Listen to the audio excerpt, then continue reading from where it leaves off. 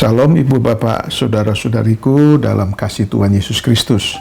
Harapan dan doa saya, Ibu Bapak, Saudara-saudariku dalam keadaan baik-baik dan sehat-sehat saja. Namun apabila kondisi kesehatannya ada masalah, tetaplah bersabar menghadapinya sambil berharap, berdoa dan berserah kepada Tuhan yang Maha Kuasa dan yang berdaulat atas kehidupan ini. Puji syukur kepada Tuhan, kita berjumpa kembali dengan saya MBS melalui program Pesan Suara 5 Menit via YouTube hari ini yang ke-69. Renungan kita hari ini dari Markus 2 ayat yang ke-14 yang berkata demikian.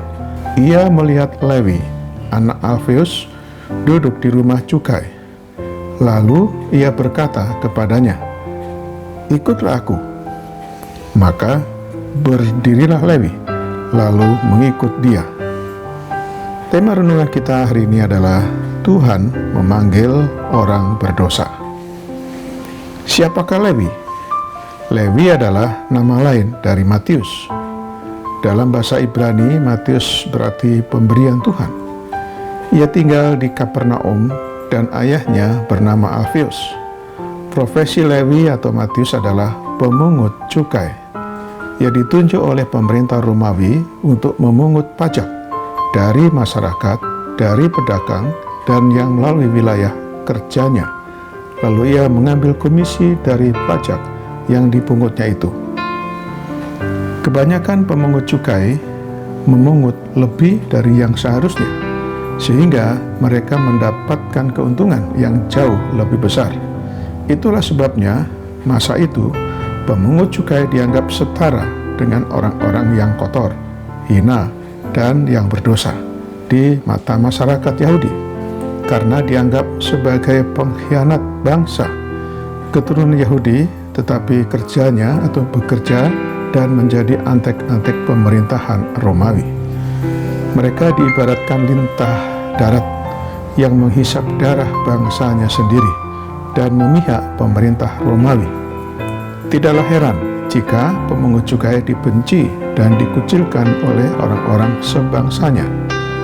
Timbul pertanyaan dalam diri orang-orang Yahudi, apakah tidak salah Tuhan Yesus memanggil orang seperti ini? Padahal Yesus sendiri tahu siapa itu Lewi dan apa profesinya. Namun, ia justru memanggil orang itu untuk menjadi muridnya. Tindakan Tuhan Yesus yang mau makan bersama dengan Lewi dan para pemungut cukai lainnya tentu mengundang kontroversial, sehingga menimbulkan kecurigaan dan reaksi keras dalam diri ahli-ahli Taurat dari golongan Farisi yang selalu menganggap diri sendiri paling benar dan yang suka sekali menghakimi orang lain. Dalam Markus 2:16 berkata, "Mengapa ia makan bersama-sama dengan orang pemungut cukai, orang berdosa?" Menanggapi hal itu, Tuhan Yesus memberikan jawaban yang lebih mencengangkan lagi dalam Markus 2 ayat yang ke-17 demikian. "Bukan orang sehat yang memerlukan tabib, tetapi orang sakit. Aku datang bukan untuk memanggil orang benar, melainkan orang berdosa."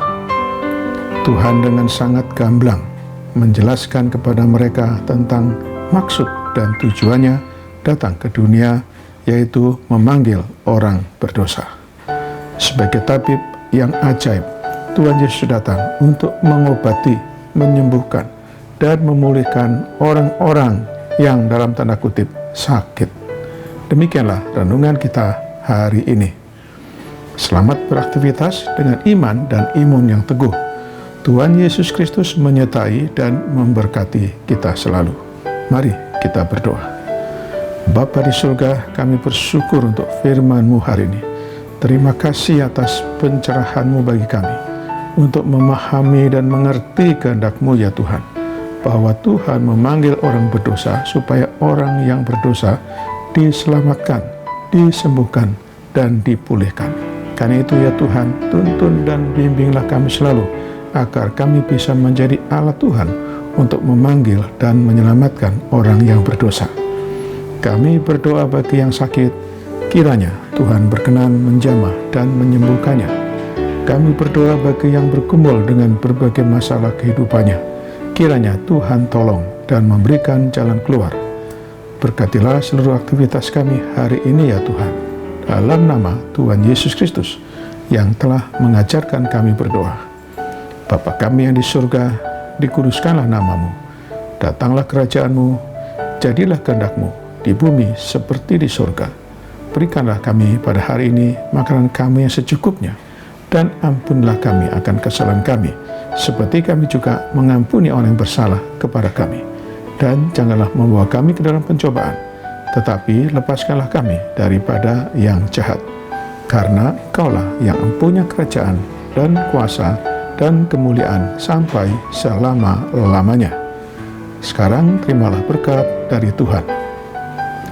Tuhan memberkati engkau dan melindungi engkau. Tuhan menyinari engkau dengan wajah-Nya dan memberi engkau kasih karunia. Tuhan menghadapkan wajah-Nya kepadamu dan memberi engkau damai sejahtera. Berkat anugerah dari Bapa Surgawi, cinta kasih karunia Tuhan Yesus Kristus, dalam persekutuan dan penghiburan dari Roh Kudus, menyertai kita semua dari saat ini sampai selama-lamanya. Amin. Sampai jumpa.